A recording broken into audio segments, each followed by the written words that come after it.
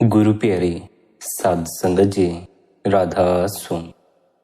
प्यारी साध संगत जी, आप सभी के भीतर बैठे कुल मालिक को प्रणाम। आप सभी को प्रणाम। संगत जी, आज के इस रूहानियत भरे सत्संग में पलटू साहिब की वाणी ली गई है। पलटू साहिब ने आज के इस सत्संग द्वारा हमें यह बताया है, सदगुरु की सोहबत और संगति करने से हमारे जीवन में क्या बदलाव आता है। सदगुरु की संगति करने से हमारी रूहानी तरक्की कैसे होती। सत्संग का एक एक लफ्ज ध्यानपूर्वक अंतक श्रवण करने योग्य है। आप सभी से यही विनती है, अपने अपने गुरु महाराज का ध्यान करके आज के इस सत्संग को अंतक श्रवण करें, सत्संग का आनंद लें। संगत जी, सबसे पहले तो हम उस परमात्मा से यह प्रार्थना करते हैं कि ऐ मालिक, कृपा कर कि मुझे गुरु की सोहबत और संगति मिलती रहे, ताकि मेरा भजन बनता रहे और तेरी कमाई और भजन होता रहे। इसी प्रार्थना के साथ आज के इस सत्संग को आरंभ करते हैं। सत्संग के वचन हैं, नाम समीपी संत हैं, दूजा को नाही। गुरु साहिब कहते हैं कि यह जो हमारा भूमंडल है, इसमें 7 ही द्वीप हैं और 7 ही समुद्र हैं, यानी 7 हिस्से सूखे हैं और 7 ही हिस्से पानी के हैं। अगर 7 समुद्रों और 7 द्वीपों का सोना निकालकर उसका ढेर लगा लें और एक तरफ राम को रख दें, फिर रब के प्यारों से पूछें कि सोना लेना है या रब का नाम लेना है, तो वे क्या उत्तर देते हैं। वे कहते हैं, हमें तो केवल नाम ही चाहिए। अब यह सारा सामान, यह नाम आदमी के अंदर है। सो गुरु साहिब कहते हैं, परमात्मा ने इतनी ऊंची दौलत हम जीवों के अंदर रखी हुई है, मगर यह जीव माया के जाल में उलझकर अपनी इस आंतरिक दौलत को भूले बैठा। जो नाम के आशिक हैं, हरि रस के आशिक हैं, वे संसार की चीजें नहीं मांगते, वे तो केवल नाम ही मांगते हैं। वे तो मालिक को कहते हैं, हे मालिक, हमें तो केवल तू ही चाहिए, बाकी जो कुछ है वह सब तेरा है, तुझी को अर्पण कर देते हैं। जिनका मन नाम के रंग में रंग जाता है, वे परमात्मा के सिवाय और कुछ भी नहीं मांगते। जिनका मन नाम के रंग में नहीं रंगा है, वे दुनिया के बंदे हैं और दुनिया के मुरीद हैं। वे हमेशा भूखे ही रहते हैं, उनकी भूख कभी भी शांत नहीं होती। ना तो वे अंदर गए, ना उन्होंने पर्दा खोला, ना ही उन्हें नाम की लज्जत आई। जिन्हें नाम की लज्जत नहीं आई, उन्हें जीवन में आनंद का अनुभव नहीं हुआ, उनके सर से भार हल्का नहीं हुआ, उनका जीवन बड़ा ही बोझिल हो जाता है, उन्हें जीने में कोई मजा ही नहीं आता। गुरु साहिब कहते हैं, जो परमात्मा के आशिक हैं और जो दुनिया के बंदे हैं, उनमें करोड़ों कोस का फासला है। परमात्मा के आशिक परमात्मा को मांगते हैं, दुनिया के बंदे दुनिया को मांगते हैं। फिर अगर उनका ख्याल मिले तो मिले कैसे।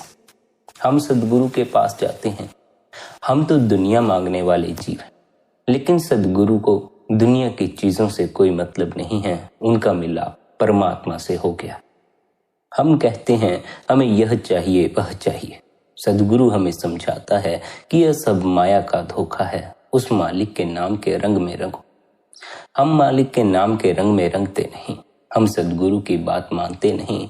हमें जहां रस आता है हम उसी ओर भागते हैं, हम संसार की चीजें ही मांगते हैं। इसलिए हमारा और सदगुरु का ख्याल मिले तो मिले कैसे। सदगुरु हमसे माया छुड़वाना चाहते हैं, हम माया में उलझना चाहते। इसलिए परमात्मा के आशिक और दुनिया के आशिकों में करोड़ों कोस का फासला है। दुनिया में 2 ही चीजें पवित्र हैं, एक रब, दूसरे रब के आशिक। बाकी सारी दुनिया नाशवान है। जो रब के आशिक हैं, उनकी तारीफ में हम यही कह सकते हैं कि उन राम के प्यारों को हम राम ही कह दें। जिस तरह बूंद सागर में मिलकर सागर हो जाती है, इसी तरह रब के प्यारे रब में मिलकर रब का ही रूप हो जाते। रूह अमरे रबी है। रूह को तरक्की करके उस रब से मिलना है, उस परमात्मा से मिलना है, और इसके अलावा इस रूह के पास कोई ठिकाना नहीं है।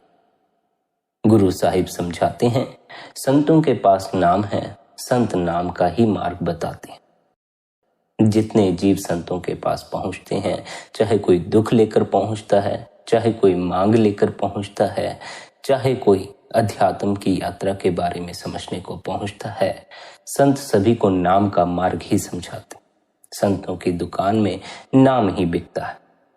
करोड़ों जप करो, करोड़ों तप करो, परंतु जब तक अंतर में ले जाने वाला महात्मा साथ नहीं होता, तब तक अंतर में प्रवेश नहीं होता।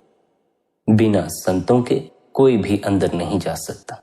लेकिन दुनिया कहती है कि संतों की कोई जरूरत नहीं है, उनको कोई क्या कहे।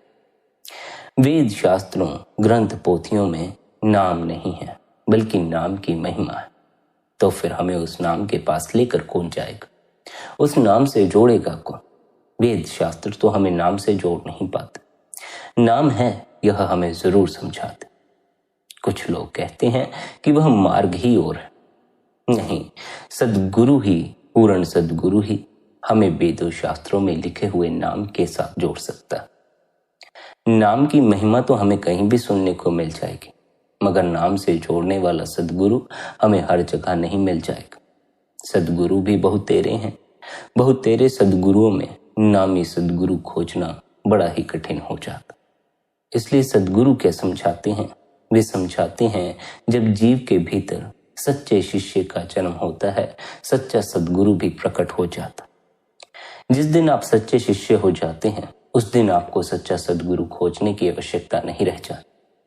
उस दिन आपको ऐसा सद्गुरु खोजने नहीं निकलना पड़ेगा जो नाम से जोड़ता हो, जो नाम के साथ जुड़ा हुआ हो। जिस दिन आपके भीतर सच्ची जिज्ञासा का जन्म हो गया, सच्चा शिष्य जन्म ले गया, उस दिन प्रकृति आपके लिए ऐसे बंदोबस्त बैठा देगी कि आपका किसी ऐसे सद्गुरु से मिलाप हो जाए जो नाम से जुड़ा हुआ हो, जो आपको भी नाम से जोड़ सके। इसलिए बहुत बार ऐसा भी कहा जाता है, शिष्य गुरु को नहीं ढूंढता, गुरु शिष्य को ढूंढता। लेकिन हर कोई शिष्य है नहीं है। शिष्य होना जरूरी है। अगर आप शिष्य हो जाएं, सच्चे शिष्य हो जाएं, अपने आप ही फिर सच्चा गुरु भी प्रकट हो जाता। इस बात को सदा ख्याल रखें, जहां मरकर जाना है वहां कोई साथ नहीं जाता सिवाय पूर्ण सद्गुरु के। पूर्ण सद्गुरु यानी जो परमात्मा में समा गया है, जो नाम में समा गया। जीते जी तो अनेकों सहारे मिल जाएंगे। जीते जी तो इस ओर कभी गौर भी नहीं करोगे कि सद्गुरु के सहारे की आवश्यकता है। जहां लाखों सहारे पहले ही मिल रहे हों, जिस आदमी के पास लाखों सहारे हों, वह सद्गुरु के एक सहारे की फिक्र क्यों करेगा? जीवन भर हमें यही भ्रम बना रहता है, हमारे पास अनेकों सहारे हैं। इतनी भीड़ में हम जीते हैं, इतने लोगों के साथ जीते हैं कि यह भ्रम पक्का होता चला जाता। हम भूल ही जाते हैं कि हमारे साथ अंत में कोई भी नहीं जा सकता। अगर कोई साथ जाने वाला है तो सद्गुरु ही है। केवल पूर्ण सद्गुरु ही इकलौता होता है जो हमारी जीते जी भी संभाल करता है और मरने के बाद भी संभाल करता। ये जो लोग हैं, ये जो सहारे हमें असल सहारे मालूम पड़ते हैं, ये केवल और केवल हमारा जीते जी ही साथ दे सकते हैं। और बहुत बार तो ऐसा होता है कि हमारे अपने ही हमारा जीते जी साथ देना बंद कर देते हैं। इस माया की नगरी में हम जितने भी सहारे बनाते हैं, वे सभी थोथे होते। जरा सी बात हो जाने पर सहारे बिखर जाते। लेकिन फिर भी हम इन सहारों की नुमाइश में बड़ा दुख सहते हैं, बड़ी पीड़ा सहते हैं। अगर किसी का सहारा लेना ही है तो परमात्मा का सहारा लो, पूर्ण सद्गुरु का सहारा लो। वह इकलौता ऐसा सहारा है जो कभी आपका साथ नहीं छोड़ता। आप पापी हैं, परमात्मा तब भी आपका साथ नहीं छोड़ता। आप बुरे कर्म करते हैं, परमात्मा तब भी आपका साथ नहीं छोड़ता। आप गरीब हैं, परमात्मा तब भी आपका साथ नहीं छोड़ता। आप करूप हैं, तब भी परमात्मा आपका साथ नहीं छोड़ता। परमात्मा इकलौता ऐसा है जो किसी का साथ नहीं छोड़ता। चाहे फिर उसके बच्चे बुरे हों या अच्छे हों, वह सबके साथ रहता है। हम तो आमतौर पर यही सोचते हैं, जो अच्छे हैं, जो परमात्मा का पूजा पाठ करते हैं, परमात्मा केवल उन्हीं का साथ देता है, सद्गुरु केवल उन्हीं का साथ देता है। नहीं, परमात्मा सभी का साथ देता है। यह जरूर है कि आपको आपके किए हुए कर्म का फल अवश्य मिलता है। पर अगर आप अपने किए हुए कर्म के फल को खुशी खुशी भुगतने के लिए तैयार हो जाएं, तब आपको उस परमात्मा का सहारा भी अनुभव होना शुरू हो जाएगा। हर परिस्थिति में, हर हालात में परमात्मा हमारे साथ होता है और हर हालात में हमें वह सहारा भी देता है। हम उसके सहारे की ओर गौर कर पाते हैं या नहीं कर पाते हैं, यह हमारे ऊपर निर्भर करता है। जिसकी आत्मा जितनी ज्यादा सोई हुई है, उसे उतना ही परमात्मा के सहारे का अनुभव कम होता है। जैसे जैसे आपकी आत्मा जागृत होती जाएगी, आपके भीतर प्रकाश होता जाएगा, वैसे वैसे आपको यह भी अनुभव होना शुरू हो जाएगा कि उस परमात्मा का साथ हमेशा आपके साथ है। वह हर परिस्थिति में आपकी मदद करता है, आपकी संभाल करता है। वह परमात्मा जो सबसे ऊंचा है, जो सबका रखवाला है, वह हमारी संभाल कर रहा है। इसका अनुभव हमें कब होगा? जब हम सद्गुरु द्वारा बताए हुए मार्ग पर चलकर भीतर गूंजते नाम से जुड़कर उस परमात्मा में समा जाएंगे। नाम हमें सहायता करता है उस परमात्मा का दर्शन करने। परमात्मा का दर्शन ही हमें यह विश्वास दिलाता है कि वह परमात्मा, वह कुल मालिक हर पल हमारे साथ है। हमें किसी बात से घबराने की कोई आवश्यकता नहीं है। सद्गुरु द्वारा बताया गया परमात्मा तक पहुंचने का मार्ग सच्चे साधक के लिए सदा ही हितकारी होता है। अगर आप सच्चे साधक हैं, आपके भीतर सच्ची जिज्ञासा है, तो आप सद्गुरु द्वारा बताए मार्ग पर चलकर अपने निज कर पहुंच जाएंगे। पर अगर आपके भीतर ही कोई जिज्ञासा नहीं है, आप ही परमात्मा से मिलना नहीं चाहते, तब फिर ना तो आप मार्ग पर चल पाएंगे, ना ही अपने निज कर पहुंच पाएंगे। गुरु साहिब समझाते हैं, बिना संतों के करोड़ों उपाय करो, एक भी निज कर जाने में सहायक नहीं होता।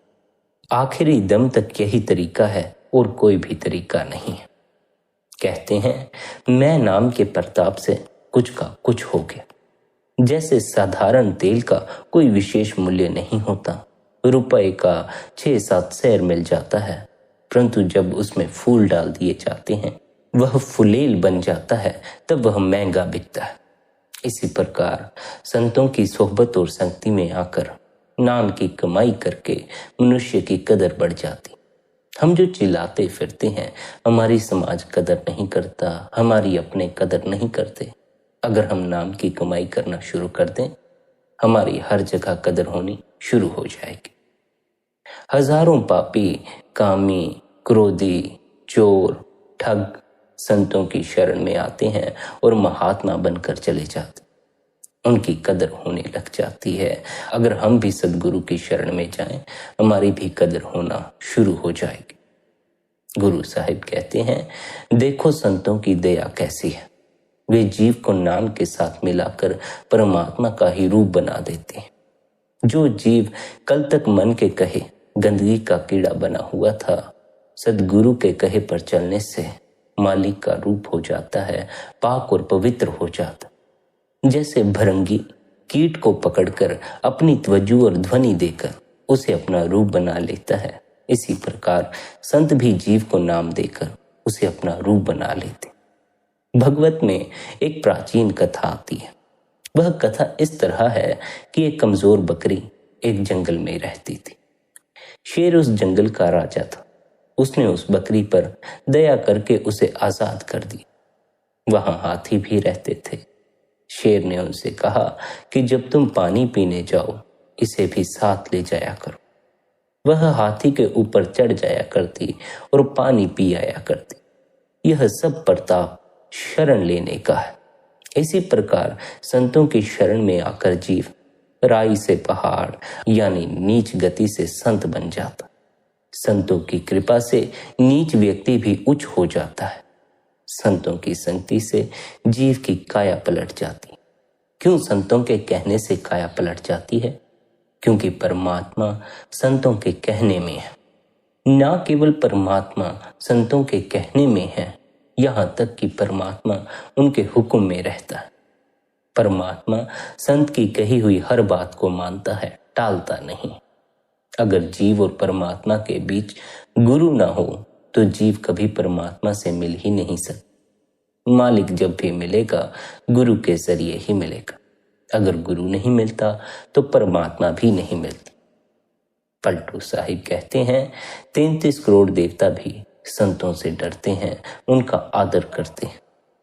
बहुत से लोगों को हिस्ट्रिया या दूसरे मानसिक रोग लग जाते हैं।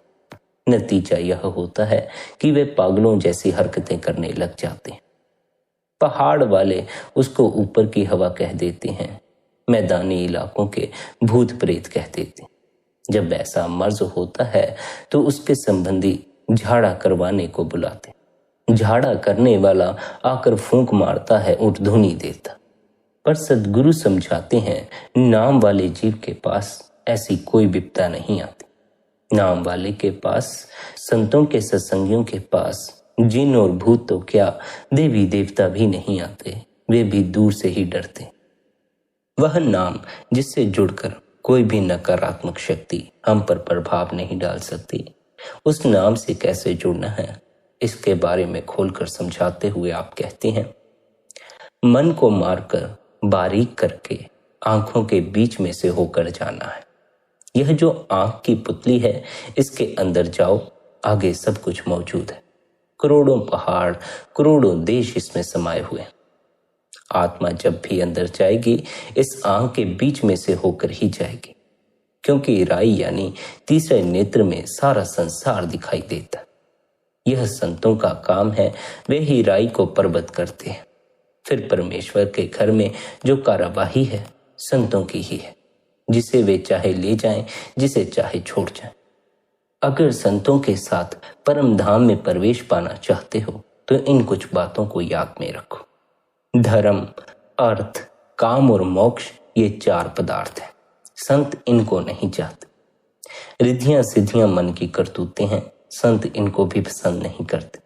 उनकी पहुंच बहुत आगे तक होती है। वे स्वर्ग की ओर तो देखते भी नहीं। स्वर्ग में नाम नहीं, सिर्फ खुशी है, जिसे भोग कर वापिस हमें संसार में आना पड़ता। संत न तीर्थ पर जाते हैं, न व्रत रखते हैं, और न उनके मन में कोई इच्छा होती है, क्योंकि जितने तीर्थ हैं संतों के प्रताप से बने हैं, संतों के द्वारा ही पवित्र हुए। संत दिन रात नाम की कमाई करते हैं, नाम का दान देते हैं और नाम के द्वारा जीवों का उपकार करते हैं। फिर भी अपना बोझ भी औरों पर नहीं डालते, बल्कि अपना बोझ खुद उठाते हैं। वे पुण्य और पाप की फिक्र नहीं करते, इच्छा से रहित होकर काम करते हैं, इसलिए वे बड़े हैं। संत न बैकुंठ मांगते हैं, न मुक्ति मांगते हैं। वे बैकुंठ, स्वर्ग और अपवर्ग तुच्छ समझते हैं, वे ये नहीं लेते। संत मालिक से मालिक को ही मांगते हैं। वे कहते हैं हमें तू ही चाहिए, तेरे अलावा कुछ भी नहीं चाहिए। इन बातों को ख्याल रखकर हमें भी संतों की तरह ही बनना चाहिए। हमें भी रिद्धि सिद्धियों के पीछे नहीं भागना चाहिए। रिद्धियों सिद्धियों के पीछे भागने से हम अपना नुकसान कर बैठते हैं। रिद्धियां सिद्धियां मन की चाल है, हमें इनसे सतर्क रहना है। रिद्धियों सिद्धियों के पीछे नहीं भागना। ना ही हमें तीर्थों पर जाने की जरूरत है, न व्रत रखने की जरूरत। व्रत रखने से आपको शारीरिक लाभ तो अवश्य होता है, लेकिन व्रत रखने से परमात्मा से मिलाप नहीं होता। अगर परमात्मा आपसे खाली पेट ही मिलना चाहता तो वह आपको पेट देता ही नहीं। उसने आपको पेट दिया हुआ है, इसे भरने के लिए। उसने आपको भोजन दिया हुआ है, उसने आपको भोजन खाने के लिए हाथ दिए हैं, मुंह दिया। खाली पेट परमात्मा को याद करने से परमात्मा का कोई संबंध नहीं है। व्रत रखने वाले सारा दिन भूख से परेशान रहते हैं। उनके भीतर हर पल भूख की याद बनी रहती है। जब तक पेट नहीं भर जाता तब तक ख्याल बार बार खाली पेट की तरफ ही जाता रहता। याद करना है मालिक को, याद करते रहते हैं भोजन को। इसलिए व्रत रखने से कुछ भी नहीं होता। अगर खाली पेट हो तो ध्यान पेट की तरफ जाएगा, परमात्मा की तरफ नहीं जाएगा। अगर आप प्यासे हो तो परमात्मा को याद थोड़ी करोगे, पानी की फिक्र करोगे, पानी को याद करो। अगर आप खाली पेट हो तो भोजन को ही याद करोगे, परमात्मा को याद नहीं करो। इसलिए हमें यह बात भी ख्याल रखनी है, व्रत रखने से परमात्मा के मिलने का कोई संबंध नहीं है। व्रत रखने से आपको शारीरिक लाभ अवश्य ही मिलता है। महात्मा बुद्ध के जीवन का तो किस्सा ऐसा है कि उनका परमात्मा से जिस दिन मिलाप हुआ उस रात्रि उन्होंने भरपेट भोजन किया हुआ था। महात्मा बुद्ध जब मालिक की खोज में निकले थे तो उन्होंने काफी समय साधु संतों की संगति में बिताए। कोई पूर्ण सद्गुरु तो उन्हें मिला नहीं। उन्हें जो सद्गुरु मिले उन्होंने कई कई उपाय बताए। किसी ने व्रत रखने को कहा, किसी ने कोई और साधना बता दी, किसी ने कोई और योग बता दी। उन्होंने सब कुछ किया। महात्मा बुद्ध काफी लंबे समय तक व्रत रखते रहे, खाली पेट उस मालिक को याद करते रहे।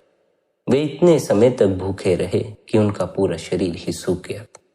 एक दिन थक का हार कर वे एक वृक्ष के नीचे लेट गए। भोजन न करने की वजह से पूरी तरह कमजोर हो चुके थे। उस जमाने में वृक्षों की पूजा की जाती थी। जिस वृक्ष के नीचे महात्मा बुद्ध बैठे थे उस वृक्ष से काफी समय पहले एक स्त्री ने यह मांग की थी कि अगर मुझे पुत्र प्राप्ति होती है तो मैं आपको भोजन खिलाने आऊंगी। संयोगवश उस स्त्री को पुत्र हो गया था। वह खाने का थाल लेकर उस वृक्ष के पास आई। उसने जब देखा उस वृक्ष के नीचे महात्मा बुद्ध लेटे हुए थे, उसने सोचा यह तो साक्षात वृक्ष से देवता ही प्रकट हो गए। उसने महात्मा बुद्ध को भोजन दिया। महात्मा बुद्ध भी काफी समय से भूखे थे, सब करके थक चुके थे, अब कुछ करना नहीं चाहते थे। इसलिए उन्होंने भी किसी बात की फिक्र ना लेकर भोजन करने पर ध्यान दिया। भरपेट जब उन्होंने भोजन किया, रात्रि वे आराम के लिए लेटे तो वे परम पद को प्राप्त हो गए। हालांकि इस सब के पीछे उनके काफी लंबे समय की साधना छिपी हुई थी, लेकिन फिर भी हमें इससे यह सीखने को मिलता है कि खाली पेट होने से परमात्मा के साथ जुड़ने का कोई संबंध नहीं। भरे पेट आप ज्यादा बेहतर ढंग से परमात्मा के निकट हो सकते, क्योंकि उसमें फिर आपको भूख की भी चिंता नहीं रहेगी, किसी तरह की कोई दर्द, कोई तकलीफ नहीं होगी। साथ ही यह भी स्मरण रखें, अगर संतों के साथ परम धाम में प्रवेश पाना है तो संतों की तरह ही इच्छा से मुक्त होना होगा। हम तो इच्छाएं लेकर बैठे हैं, हमारी तो मांगें बहुत ज्यादा हैं। ये मांगें कभी भी किसी की पूरी नहीं होती। आप किसी के भी जीवन को उठाकर देख लें, किसी से भी पूछ कर देख लें, सबकी इच्छाएं अधूरी ही रह जाती हैं। कोई भी आपको ऐसा नहीं मिलेगा जो आपको यह कह दे मेरी सब इच्छाएं पूरी हो गई। सबकी कोई ना कोई इच्छा बाकी ही होगी। केवल संत ही ऐसे होते हैं जिनके भीतर कोई इच्छा बाकी नहीं रह जाती। क्यों कोई इच्छा बाकी नहीं रह जाती? क्योंकि वे जान जाते हैं जो कुछ मिलता है, जो कुछ होता है, सब परमात्मा की कृपा से होता। जब सब परमात्मा की कृपा से होता है, जब सब परमात्मा के किए होता है, तो हमारे इच्छा करने से क्या होने वाला है? फिर हमारे इच्छा करना तो व्यर्थ ही है। इसलिए संत इच्छा नहीं करते, वे अपने आप को मालिक के भरोसे छोड़ देते हैं। वे मालिक की रजा में राजी हो जाते। क्या हम भी मालिक की रजा में राजी रहने के लिए तैयार हैं? हमें अपने आप से यह सवाल हर रोज पूछना चाहिए। शायद हम उसकी रजा में राजी रहने को तैयार नहीं। अगर होते तो हमारे भीतर अपनी कोई इच्छा नहीं होती। अपनी इच्छा होने का अर्थ यह है कि हमें उसकी इच्छा, उसकी रजा पसंद नहीं है। अगर हम भूखे हैं तो हम क्या कहते हैं? हम कहते हैं हे परमात्मा, हमारे लिए भोजन का बंदोबस्त कर। हमें भूख लगी है, हम भूख से तड़पते जा रहे हैं। पर अगर संत भूखे हों, संतों के पास भोजन ना हो, तो वे परमात्मा से मांग नहीं करते। वे कहते हैं जैसी तेरी रजा। आज तूने भूखा रखना था, आज भूखे ही सोना नसीब में था। ऐसा ही सही, हमारी अपनी कोई इच्छा नहीं। जो तू करे वही हो, जैसा तू करे वही ठीक है। जब तक हम मालिक की रजा में रहना शुरू नहीं करेंगे, तब तक जो कुछ हमारे पास है हम उसमें संतुष्ट नहीं हो पाएंगे। तब तक हम और की मांग करते ही चले जाएंगे। ऐसा जीव जो मांगने में लगा हुआ है वह परम धाम में प्रवेश नहीं कर सकता, क्योंकि वह परम धाम, वह सचखंड मंगतों की नगरी नहीं है। वह तो शहंशाहों की नगरी है, बादशाहों की नगरी है। इसलिए सद्गुरु यह भी समझाते हैं कि सचखंड के इस मार्ग पर मंगते होकर मत आना, आना शहंशाह होकर ही आना। तुम्हें परमात्मा ने शहंशाही पैदा किया। तुम सदा से उस मालिक के अंश रहे हो। वह मालिक बादशाह है, तुम भी बादशाह।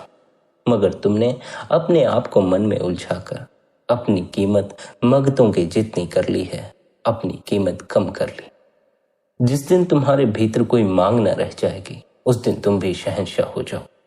शहंशाहों को ही परमात्मा के दरबार में प्रवेश मिलता। जो शहंशाह है वही परमात्मा से कुछ मांगता नहीं है। जो शहंशाह नहीं होते उन्हें दर दर मांग कर गुजारा करना पड़ता है। उनकी जिंदगी मांगने में ही व्यतीत हो जाती। अगर आप भी चाहते हैं कि आप सद्गुरु के साथ परमधाम में प्रवेश करें, तो उसके लिए आपको मांग छोड़नी होगी, इच्छाएं छोड़नी होंगी, या फिर यूं कहो कि मन को छोड़ना होगा। क्योंकि मन ही इच्छाएं पैदा करता है, मन ही वासनाएं पैदा करता है, मन ही मांग पैदा करता है। मन सदा भूखा ही रहता है, यह सदा मांगने में लगा रहता। मन से ऊपर उठोगे तो हम कुछ भी मांगने की आवश्यकता नहीं पड़ेगी। फिर यह भी समझ आनी शुरू हो जाएगी, जो मिलना है सब उस परमात्मा ने ध्रुव मस्तक में पहले ही लिख दिया। जब सब उस मालिक ने पहले ही लिख दिया है, फिर हमारी इच्छा करने का, हमारी मांग करने का कोई फायदा नहीं। हमारी मांग भी वही पूरी होती है जो पहले से हमारे नसीब में लिखा गया। उसके अलावा जो हमें नहीं मिलना है वह हमें कभी भी नहीं मिलता, फिर चाहे हम उसके लिए कितना ही प्रयास करते रहें, कितनी ही मेहनत करते रहें। इसलिए मांग को छोड़कर रजा में रहना सीखो। साथ ही वैकुंठ और मुक्ति की इच्छा भी छोड़ दो। हम वैकुंठ की इच्छा लेकर बैठ जाते हैं, मुक्त होने की चाह लेकर बैठ जाते हैं। इच्छा, चाह, वासना ये सब मन का खेल है। हमें मन को छोड़ना है तो यह चाह भी छोड़नी होगी, इच्छा भी छोड़नी होगी। फिर चाह चाहे आपकी मुक्त होने की हो, परमात्मा से मिलने की हो, नामदान लेने की हो, किसी भी तरह की हो, आपको हर तरह की चाह को गिरा देना। चाह नहीं रखनी है। जो मालिक जीवन में बख्श दे उसमें राजी होना है, उसकी रजा में रहना है, तब जीवन सुखी बनता है, वरना तो जीवन दुख ही बना रहता। आगे गुरु साहिब रूह की हालत बयान करते हुए कहते हैं, रूह क्या चीज है? फिर आप ही जवाब देते हैं, यह सारी सृष्टि में सबसे उत्तम और श्रेष्ठ है। इसके सहारे ही सब नदियां, पहाड़, जंगल और अन्य हजारों ताकतें काम करती। लेकिन अफसोस है, एक ही घर में पति पत्नी बसते हैं मगर मिलाप नहीं होता। यानी एक ही देह में परमात्मा और आत्मा का निवास है, मगर इसकी खबर हमें नहीं होती। स्त्री और पुरुष दोनों इस सेज पर मौजूद हैं, लेकिन न स्त्री ने पति को देखा और न पति ने स्त्री को देखा। हमारे अंदर आत्मा और परमात्मा है, मगर कभी आत्मा और परमात्मा यानी रूह और रब का विसाल नहीं हुआ और यह रूह सुहागिन नहीं हुई। अब सवाल यह पैदा होता है कि इस आत्मा का सच्चा पति यानी अकाल पुरुष इसके अंदर है, अनेक जन्म हो गए, फिर मिलाप क्यों नहीं हुआ? उसके मिलने का कोई साधन अथवा उपाय है नहीं। अगर है तो केवल इस देह के अंदर ही है। गुरु साहिब कहते हैं कि वह गुरु का शब्द है और यह हर एक की देह के अंदर है, जिसे वेदनाद कहते हैं, ऋषि मुनि आकाशवाणी कहते हैं, मुसलमान कलाम इलाही या बांगे आसमानी कहते हैं। हजरत ईसा ने इसे वर्ड कहा है और गुरु साहिब ने गुरुवाणी और आद सच जुगाद सच कहा। जब इंसान उस शब्द या नाद को पकड़ता है तो मन व इंद्रियां वश में आ जाती हैं, भीतर का पर्दा खुल जाता। यह कुदरती नियम है, तब्दील नहीं होता, न ही इसमें किसी और तरह की कोई मिलावट की जा सकती है। मालिक से मिलने की यही एक दवा है और यही सबके अंदर मौजूद है। हर एक इंसान की निजी दौलत उसके भीतर मौजूद है, यानी वह नाम सबके भीतर मौजूद है। अगर जीव अंदर जाकर इस दौलत को हासिल नहीं करता तो वह जीव की मूर्छा को दर्शाती है। मूर्छित जीव को अपने घट की कोई खबर नहीं लगती। मूर्छित जीव यानी जो संसारिक वासनाओं, संसारिक इच्छाओं में खोया हुआ है। मन लज्जत का आशिक है और मन ही हमें संसार में भटकाता है। संसार के ख्याल हमारे भीतर मन द्वारा खड़े किए जाते। करोड़ों जन्मों से मन लज्जतों का आशिक रहा है और इनकी तरफ ही भागता रहता। यह विषय विकारों, लज्जतों और अन्य सामानों के पीछे इस कदर भागता है कि इसके पीछे पीछे फिर आत्मा की भी मिट्टी पलीद होती है। हालांकि फिर भी यह मन निरंतर भागते रहने से कभी तृप्त नहीं होता। कुछ भी इकट्ठा करते रहो, कितना भी इकट्ठा करते रहो, मन तृप्त नहीं होता, अतृप्ति बनी ही रहती। पहले हम 5,000 नहीं कमाते, मन कहता है 5,000 कमा लो, तृप्ति आ जाएगी। 5,000 हो जाते हैं, मन 10,000 की मांग करता है। 10,000 हो जाते हैं, मन 20,000 की मांग करता है। 20,000 हो जाते हैं, मन लाखों की मांग करता है। मन कभी तृप्त नहीं होता। मन को तृप्त करने का कोई उपाय भी नहीं है। अगर तृप्त हो सकती है कोई चीज तो वह हमारे भीतर बैठी आत्मा। हमारी आत्मा कैसे तृप्त होती है? जब आत्मा परमात्मा से मिलाप कर लेती है। और यह स्मरण रखें, जो आत्मा को तृप्त करने में लगते हैं वे तो किसी न किसी दिन तृप्त हो भी जाते हैं, पर जो मन को तृप्त करने में लगते हैं वे जन्मों जन्मों तक भटकते रह जाते हैं, पर तृप्ति का कोई अनुभव नहीं होता। यूं ही नहीं, संत सद्गुरु हमें बार बार कहते हैं, मन से ऊपर उठो, मन को छोड़ो, मन के परे अपने असल स्वरूप को पकड़ो। सद्गुरु हमें इसीलिए बार बार मन को छोड़ने को कहते हैं, क्योंकि मन कभी तृप्त नहीं होता, किसी भी बात से तृप्त नहीं होता, न पूजा पाठ से, न ही दान पुण्य से, न ही अच्छे कर्म करने से, न ही बुरे कर्म करने से। यह किसी और तृप्त नहीं होता, इसलिए इसे छोड़ना पड़ता है, इससे ऊपर उठना पड़ता है। अगर जिंदगी में तृप्त होना चाहते हो तो अपनी आत्मा के साथ जुड़ो, अपनी आत्मा की तृप्ति की फिक्र करो। मन की तृप्ति में लगे रहे तृप्त नहीं हो पाओ। आत्मा की तृप्ति की फिक्र करो। आत्मा कब तृप्त होगी? जब उसका परमात्मा से मिलाप हो जाए। आत्मा की एक ही भूख और प्यास है, परमात्मा को पाना।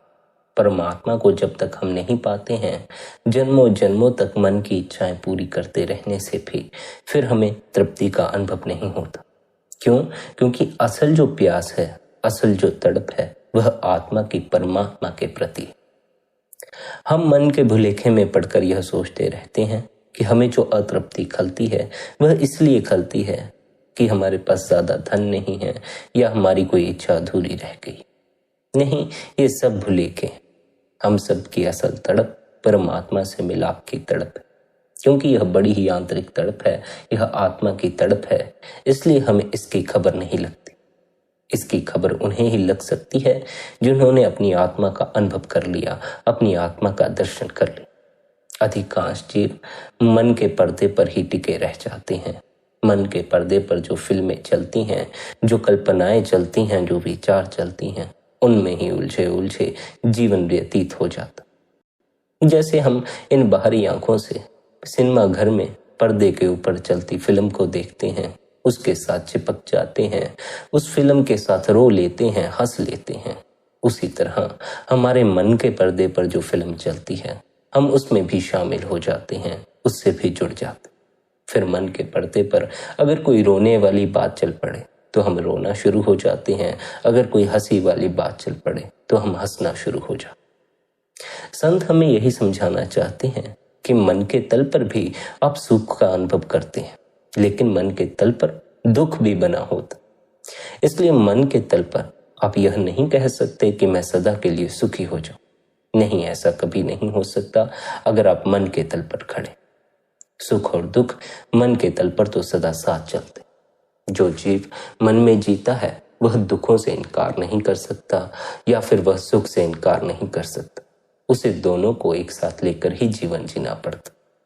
कभी कभी आप खुशी का अनुभव करेंगे, कभी कभी दुख का अनुभव करेंगे। बस ऐसे ही जिंदगी बीतती चली जाएगी। दुख आते रहेंगे, सुख आते रहेंगे, पर एक परम सुख भी है।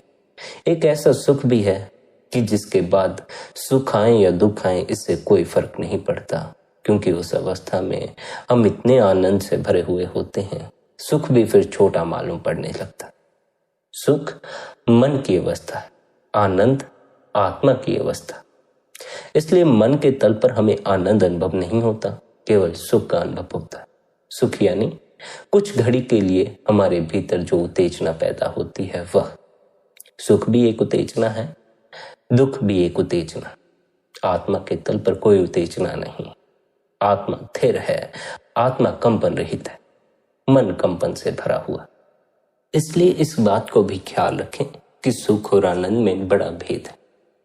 सुख मन के तल तक सीमित है। अगर सुख तक सीमित हो तो मन के तल तक सीमित हो। अगर आनंद में प्रवेश कर गए तो सुख की भी कोई फिक्र नहीं रहेगी। हमारा सुख क्या है? हमारा सुख अधिक धन इकट्ठा कर लेने में है, ऊंचे पद पर पहुंच जाने में है, बड़ा मकान हो जाने में है। मगर ये सुख क्षणिक होते हैं, ये सब मन की चाल होती है। आत्मा के तल पर ना तो धन में सुख मालूम पड़ता है, ना मकान में सुख मालूम पड़ता है, ना पद में सुख मालूम पड़ता। इसलिए आत्मा आनंद की अवस्था है, सुख की अवस्था नहीं। सुख खोजोगे तो मन में उलझे रहोगे, आनंद खोजोगे तो आत्मा तक पहुंच जाओगे। आत्मा आपके भीतर छिपी हुई है। इस देह के भीतर मन का पर्दा है, मन के पर्दे के पार आत्मा छिपी बैठी है। मन का पर्दा आत्मा को देखने नहीं देता। जैसे मैं आपके सामने एक सफेद कपड़ा टांग दूं तो उस सफेद कपड़े के पीछे क्या है वह आपको नजर नहीं आएगा। ऐसा ही आपके भीतर है, मन का पर्दा है, मन के पर्दे के पीछे क्या है वह नजर नहीं आता। और भी ज्यादा उलझन तो इस बात की है कि उस मन के पर्दे पर फिल्म चली हुई है, वासनाओं की, इच्छाओं की, ख्वाहिशों की। उस फिल्म में आप इतना ज्यादा खो जाती हैं कि कभी इस ओर गौर ही नहीं करके देखते कि यह केवल एक पर्दा है जिसके ऊपर फिल्म चली हुई है। हम फिल्म में ही अटके रह जाते हैं, पर्दे तक भी ध्यान नहीं दे पाते। किसी का पर्दे पर ध्यान हो तभी कहीं उसके भीतर यह ख्याल पैदा हो, मैं इस पर्दे के पीछे देखूं क्या है। इस पर्दे पर तो जो कुछ है वह हम जन्मों जन्मों से देखते हैं। इस पर्दे के पीछे क्या है वह देखने की हमने कभी कोई कोशिश ही नहीं की। असल में हमें तो यह भी नहीं पता हमारे भीतर मन का पर्दा पड़ा हुआ। हमें मन अपने से अलग मालूम नहीं पड़ता, हम मन को भी अपना होना समझते। कभी कभार किसी एक आध घड़ी में आपको मन की झलक मिलती है। जिस दिन आपको मन की झलक मिल जाती है उस दिन आपका यह भ्रम दूर हो जाता है कि आप मन हैं। जब तक मन की झलक नहीं मिलती मन अपने से अलग मालूम भी नहीं पड़ता। निरंतर आंख बंद करके अपने भीतर डूबने से मन दिखाई पड़ना शुरू हो जाता। जो दिखता है वह हम नहीं होते, फिर चाहे वह मन है चाहे वह देह है। आत्मा दिखाई नहीं देती, आत्मा के तो होने का केवल अनुभव ही होता है। जब भी आप आत्मा में प्रवेश करेंगे आप आत्मा को देखेंगे नहीं, बस आत्मा को महसूस करेंगे, उसका अनुभव करेंगे। वह अनुभव ही इतने आनंद से भरा हुआ है, इतनी प्रगाढ़ता से भरा हुआ है कि उस आनंद को पा लेने के बाद जीव के सारे भ्रम दूर हो जाते हैं। जीव को अपने स्वयं की पहचान हो जाती। इस स्वयं की पहचान के बाद ही जीवन आनंदित होता है, तृप्ति से भरता है। स्वयं की इस पहचान की खातिर पलटू साहिब हमें समझाते हैं हमें किसी पूर्ण सद्गुरु की संगति और सोहबत करनी चाहिए, क्योंकि पूर्ण सद्गुरु हर पल अपने भीतर परमात्मा से जुड़े हैं, नाम से जुड़े। जो नाम से जुड़ा है वह मन के पर्दे से पार चला गया है। मन के पर्दे में जो सीमित है उसे अभी नाम की कोई खबर नहीं। जो नाम से जुड़े हैं वह परमात्मा से जुड़े हैं, वे ही हमें परमात्मा से जोड़ सकते। हमें परमात्मा से क्यों जोड़ना है, हमें अपने स्वयं की पहचान क्यों करनी है, ताकि हमें भी जीवन में आनंद का अनुभव हो, हमारे भी सर से फिक्र उतर जाए और हम जितने समय के लिए जिए मस्त जिए, आनंद से जिए। उस आनंद को हासिल करने के लिए, अपनी आत्मा के निकट जाने के लिए सद्गुरु हमें शब्द से जोड़ देता है, नाम से जोड़ देता। शब्द या नाम कोई लफ्ज नहीं है, वह एक धुनात्मक नाम है जो हम सबके घट में गूंजता। सद्गुरु द्वारा दिया अभ्यास करने से हम अपने घट में गूंजते नाम से जुड़ जाते। अगर हम निरंतर सच्ची श्रद्धा से, सच्चे भरोसे से गुरु द्वारा दिया अभ्यास करते हैं, भजन बंदगी करते हैं, निरंतर ध्यान में बैठते हैं, तो धीरे धीरे हम अपनी आत्मा के निकट पहुंचते जाते हैं। हमारी आत्मा का प्रकाश फिर प्रकट होना शुरू हो जाता। फिर हमें अपने अंदर ही प्रकाश भी नजर आता है, धुन भी सुनाई पड़ती है और करोड़ों खंड ब्रह्मांड भी नजर आ जाते। यह मार्ग संतों का मार्ग है। संतों के मार्ग पर कोई विरला ही चलता है। कोई विरला ही संसारी के छाव और वासनाओं को छोड़कर अपने भीतर शून्य में समाने को राजी होता, वरना लोग धन के अंबार लगा लेना चाहते, भीड़ इकट्ठी कर लेना चाहते। कोई विरला ही होता है जिसका धन की तरफ भी ख्याल नहीं जाता, भीड़ की तरफ भी ख्याल नहीं जाता, जो अकेला होने को राजी हो जाता। अकेलापन हम सबकी अत्यंतिक नियति है, और यह ख्याल रखना, हम अकेले आए थे, अकेले जाना पड़ता। पर अगर अब हमें अकेले रहने में कोई रस नहीं आता, भीड़ के बगैर हमारा जी नहीं लगता, तो हम अकेले जाने के लिए तैयार नहीं होंगे। फिर अकेले जाने में बड़ी पीड़ा का सामना करना पड़ेगा। जब अकेले ही जाना है तो अकेले जाने की तैयारी करनी होगी। अकेले जाने की तैयारी करने का अर्थ है निरंतर बंदगी करना, निरंतर ध्यान में डूबना, अपने स्वयं की पहचान करना और परमात्मा का ही रूप हो जाना। जो परमात्मा का ही रूप हो गया, उसे फिर अकेले होने में कोई भय नहीं, उसे अकेले होने में कोई परेशानी नहीं, कोई मुसीबत नहीं। इसलिए संगत जी, आप सभी से यही विनती है कि आप भी किसी पूर्ण सद्गुरु की संगति और सोबत करें, उनकी सेवा करें, सच्चे हृदय से उनके द्वारा दिए हुए नाम का सिमरन करें। आपको भी परमात्मा होने के लिए जन्म दिया गया है। अगर आप सच्ची निष्ठा से, सच्ची भावना से रोज बंदगी करते हैं तो आप भी देर सवेर परमात्मा हो जाएंगे। इस बात को फिर दोहरा दूं, आप भी परमात्मा ही हैं। केवल मन के भ्रम के कारण आप उस प्रभु को अपने भीतर पहचान नहीं पाते। अगर आप निरंतर बंदगी करें, निरंतर मन से ऊपर उठने का अभ्यास करें, तो धीरे धीरे आपको अपने प्रभु होने का एहसास होना भी शुरू हो जाएगा। हम सभी परमात्मा का ही रूप हैं, हम सभी के भीतर परमात्मा है, हम सभी परमात्मा हैं। केवल हमें उसकी पहचान नहीं, इसलिए सद्गुरु बार बार समझाते हैं, निरंतर बंदगी द्वारा अपने असल की पहचान करो। आपसे यही विनती है, आप निरंतर बंदगी करें, निरंतर अपने गुरु द्वारा दिए हुए अभ्यास की पालना करें। संगत जी, आज के इस सत्संग को यहीं पर विश्राम देते हैं। यदि आज का यह सत्संग आपको अच्छा लगा हो तो आज के इस सत्संग को आप अपने मित्रों और संबंधियों के साथ भी शेयर कर सकते हैं। साथ ही आप शब्दधुन सत्संग चैनल को सब्सक्राइब करके हर रोज सुबह 5:30 बजे सत्संग का आनंद ले सकते हैं। बाकी आपकी अपनी मौज है। अपना ख्याल रखें, सबके प्रति भीतर भले की कामना रखें। इतने प्रेम और प्यार से आपने इस सत्संग को सुना, उसके लिए आप सभी का धन्यवाद। राधा स्वामी जी।